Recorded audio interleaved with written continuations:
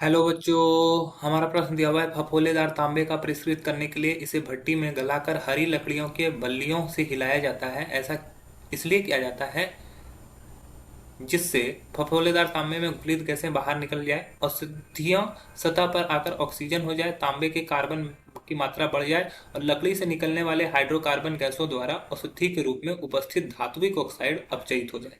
चलिए समझते हैं इस प्रश्न को।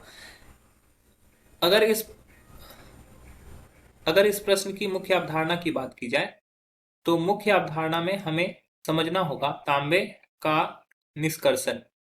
ठीक है, तांबे का निष्कर्षण कैसे करते हैं, वो भी कैसे, फफोलेदार तांबे का। ठीक है, फफोलेदार तांबे का निष्कर्षण कैसे, किस विधि से किया जाता है, तो ये दंड विलोडन विधि से किया जाता है। दंड विलोडन विधि। ठीक है, दंड विलोडन विधि बोलते हैं।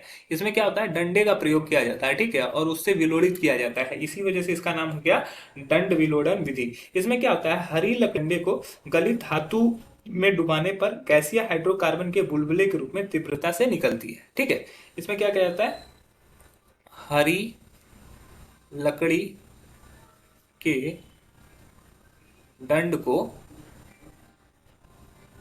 गलित धातु में डुबोने से गैसीय हाइड्रोकार्बन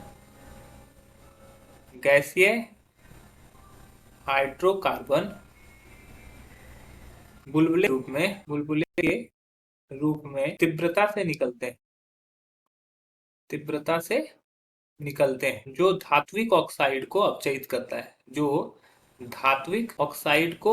करता है। देखो रिएक्शन किस प्रकार से होगा। मान लो कि हमारे पास Cu2O है, तो ये Cu2O से Cu में कन्वर्ट होता है। कैसे अब अपचयित होता है, तो हमारे पास Cu2S है। ठीक है, अगर ये रिएक्शन करता है ऑक्सीजन से, तो ऑक्सीजन से जब रिएक्ट करता है तो ये किस में कन्वर्ट होता है, ये ऑक्साइड में कन्वर्ट हो जाता है, Cu2O में कन्वर्ट हो जाता है और यहाँ से SO2 गैस बनाकर निकल जाता है। अब क्या है कि ये जो कॉपर ऑक्साइड होता है Cu2O, यहाँ पर जो यहाँ पर हाइड्रोकार्बन मुक्त हुआ CH4, उससे वो रिएक्ट कर लेता है और रिएक्ट करने के बाद क्या बना लेता है, Cu बना लेता है, H2O बना लेता है और साथ ही साथ CO बना लेता है। ठीक है, अगर इसको हम लोग अब कर लें, बैलेंस कर लें, तो 3Cu2O CH4, और रिएक्शन करने के फलस्वरूप यहाँ पे हम लोग देखते हैं क्या कि ये बना लेता है, ये 6Cu हो जाएगा और ये 2H2O हो जाएगा, और यहाँ पर C तो बैलेंस हो भी ही गया। यहाँ से अगर देखोगे तो ऑक्सीजन भी बैलेंस है, Cu भी बैलेंस है, हाइड्रोजन भी बैलेंस है, कार्बन भी बैलेंस है। तो इस तरह से ये कॉपर क्या हो गया, हम लोग को अपचयित हो गया। यहाँ पे कॉपर का जो ऑक्सीडेशन स्टेट है +1 है और यहाँ पर 0 है, तो यहाँ से +1 से अगर 0 में गया तो ये क्या हुआ, इसका अपचयन हुआ।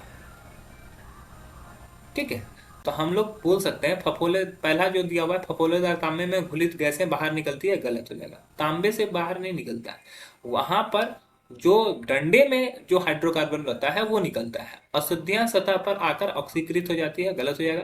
तांबे के कार्बन की मात्रा बढ़ जाती है, ये भी गलत हो जाएगा। और लकड़ी के निकलने वाली हाइड्रोकार्बन गैसें द्वारा औषधि के रूप में उपस्थित धात्विक ऑक्साइड अपचयित हो जाते हैं, ये बिल्कुल सही हो जाएगा। आशा यह प्रश्न आपको समझ में आया होगा। धन्यवाद।